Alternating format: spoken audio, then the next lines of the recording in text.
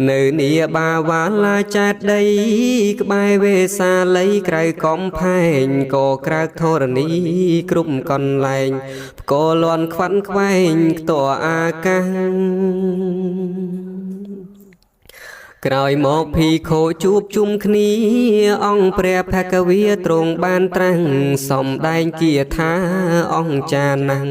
រំលឹកយ៉ាងច្បាស់ត្រាស់អោវាទទ្រង់បានត្រាស់ថាសង្ខារទាំងឡាយតែងតែអន្តរាយវិនាងខូចខាតចូលអ្នកទាំងឡាយកុំបីប្រមាទប្រឹងប្រែងសង្វាតឲ្យសម្រេចការ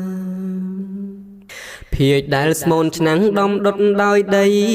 តូចក្ដីធំក្ដីឆៅឆ្អិនយ៉ាងណាចុងក្រោយរមែងតែមានកិរិយាបែកធ្លាយធម្មតានេះជាការពិត